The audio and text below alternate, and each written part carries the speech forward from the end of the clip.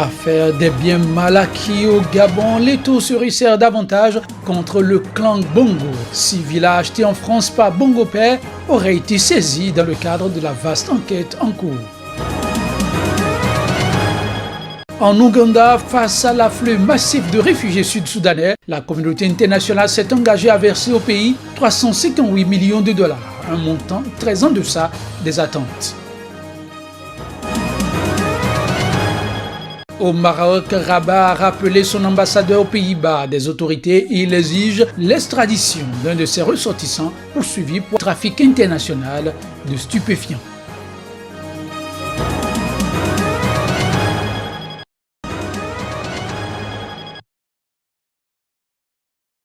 La traque des biens mal acquis par la famille Bongo se poursuit. Le magazine Challenge annonce que 6 villas achetées dans les années 70 et 80 en France par le président gabonais, aujourd'hui disparu, Omar Bongo, auraient été saisies. Situées dans le quartier UP de Simiès-Cap de Croix-à-Nice, leur valeur serait estimée à 8 millions d'euros. Interrogé, Maître Dumont-Begui, avocate de la famille Bongo, dit ne pas être au courant.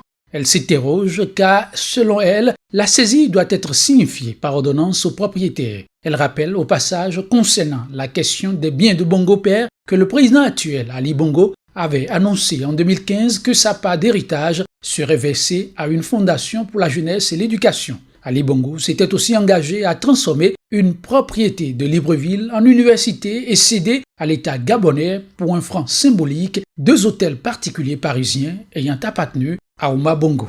Seulement l'un d'eux, situé rue Edmond Valentin, aurait été saisi il y a quelques semaines. Au printemps 2016, la Villa Saint-Ange à Nice et 2 autres hôtels particuliers parisiens avaient subi le même sort. Mais la bataille judiciaire est bien loin d'être terminée.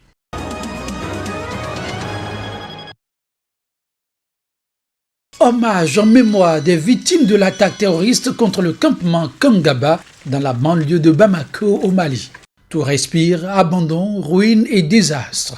Quelques jours plus tôt, c'était pourtant un cadre plein de vie, un lieu de villégiature très prisé des citadins et des expatriés. Le crime organisé est passé par ici, faisant 6 victimes. Dans un silence de plomb, on salue leur mémoire. C'est un hommage particulier que nous rendons. Car ces personnes ne sont pas mortes par accident. Elles ont été délibérément tuées dans le but de faire régner la terreur au Mali. À présent, la meilleure façon d'honorer leur mémoire, c'est de lutter. Lutter contre la peur, lutter contre l'insécurité, lutter contre l'ignorance, lutter contre la pauvreté, lutter contre les injustices, lutter, lutter et encore lutter.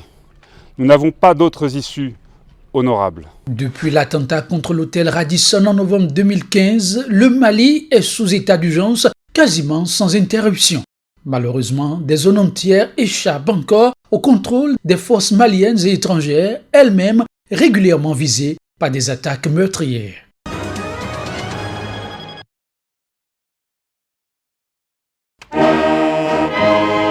En Ouganda, l'aide attendue de la communauté internationale pour faire face aux nombreux besoins des réfugiés a bégayé. Lors du sommet de Kampala, les donateurs internationaux se sont engagés à verser juste 358 millions de dollars pour aider le pays de Yoweri Museveni à faire face à l'afflux sans cesse croissant de près de 2 millions de réfugiés sud-soudanais. Une cagnotte très loin des 2 milliards de dollars jugés nécessaires pour couvrir les besoins de financement de l'Ouganda pour l'année à venir. Les organisateurs du sommet estimaient même que 8 milliards de dollars seraient nécessaires pour les 4 prochaines années pour faire face à cette arrivée massive de réfugiés sud-soudanais qui fuient leur pays en guerre civile depuis 3 ans et demi. Le secrétaire général de l'ONU, Antonio Guterres, qui avait à l'ouverture du sommet appelé la communauté internationale à faire preuve de solidarité avec le pays, a cependant qualifié de bon point de départ ce chiffre. Un optimiste que ne partagent pas de nombreuses ONG. La responsable communication de Médecins sans frontières en Ouganda a par exemple laissé entendre que le résultat est décevant, inquiétant et préoccupant étant donné la situation. Une situation peinte par le HCR. Selon le Haut Commissariat aux réfugiés de l'ONU, plus de 947 000 Sud-Soudanais sont abrités en Ouganda, qui à lui tout seul accueille sur son sol un total de 1,2 million de réfugiés à nourrir au quotidien. L'ONU estime que pour cette année, pas moins de 500 000 Sud-Soudanais supplémentaires sont attendus dans le pays.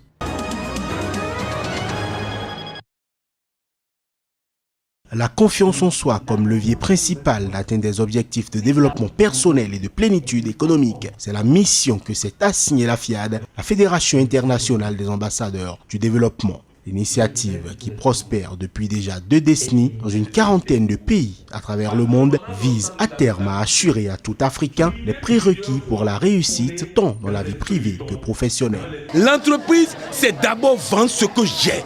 Lorsque j'ai vendu ce que j'ai, je gagne les premiers sous que je peux utiliser maintenant pour avoir un bureau, pour avoir ceci, pour avoir cela. Le vrai problème des entrepreneurs, c'est qu'ils ne savent pas vendre.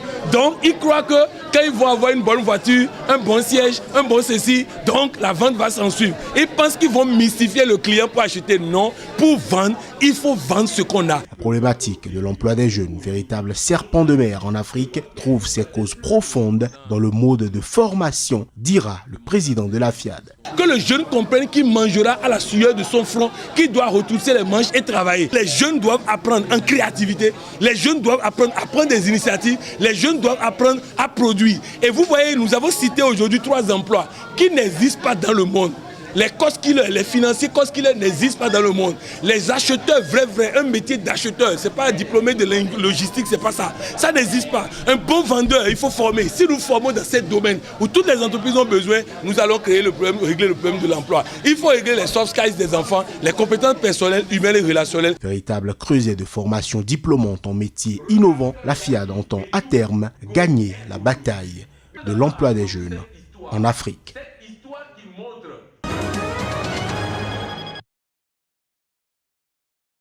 Ratification d'un accord samedi entre le Caire et Riyad.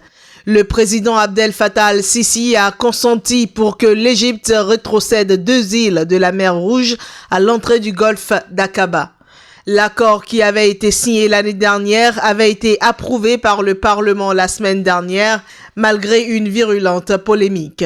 Le président a choisi de faire cette annonce à la fête marquant la fin du Ramadan pour éviter une éventuelle réaction de mécontentement populaire, tout le pays étant en congé pour 3 jours. Au lendemain de sa signature en avril 2016, des milliers d'Égyptiens avaient manifesté contre l'accord rétrocédant les îles de Tiran et Sanafir à l'Arabie Saoudite.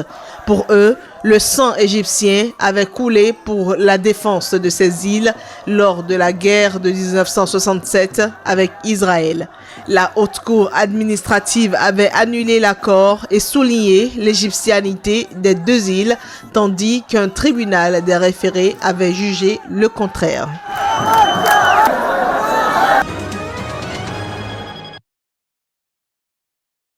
Le Maroc a exigé samedi des Pays-Bas l'extradition d'un de ses ressortissants présenté par Rabat comme un trafiquant de drogue. À cela a fait suite la décision de rappeler immédiatement son ambassadeur à La Haye pour consultation. Mais pour les autorités néerlandaises, ce rappel par le Maroc de son ambassadeur aux Pays-Bas en raison d'un différend lié à une demande d'extradition est incompréhensible et inutile. En effet, la presse marocaine soutient que cet ancien parlementaire Saïd Chaou est favorable à l'indépendance du Rif, une région du nord du Maroc en proie à un mouvement de contestation populaire depuis bientôt 8 mois. Rabat l'accuse de financer et de soutenir sur le plan logistique certains milieux au nord du Maroc, sans plus de détails. Il faut dire que les Pays-Bas comptent une importante communauté d'origine marocaine, en grande partie originaire du Rif. Ces dernières semaines, plusieurs manifestations de soutien au mouvement de contestation dans cette région enclavée ont été organisées aux Pays-Bas.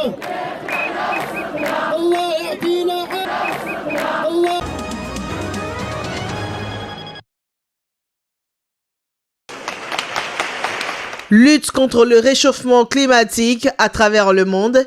Le président français Emmanuel Macron se prépare à poser un acte des plus importants. Il s'est engagé à porter dès septembre devant l'ONU un projet de pacte mondial pour l'environnement.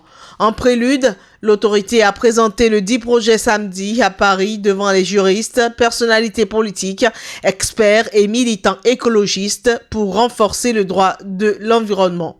Je m'engage, non pas simplement à venir faire un discours, mais comme vous l'avez très bien dit vous-même, à agir. Et donc, en lien direct avec vous, pour que ce travail ainsi amorcé soit continué, d'aboutir à un texte, de convaincre nos partenaires et de placer ces efforts sous l'égide de l'Organisation des Nations Unies, en associant l'Assemblée générale de l'ONU avec la volonté de renforcer les agences existantes et pour, dès septembre prochain, porter les bases de ce qui ne sera pas l'avant-projet, mais bien un pacte mondial pour l'environnement que la France portera.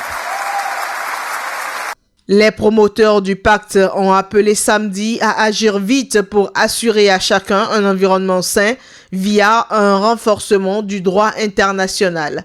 L'objectif est de le transformer en traité international affirmant de grands principes en matière d'environnement comme ceux du pollueur-payeur, de la non-régression du droit, de l'accès à la justice, le principe de réparation ou celui de précaution.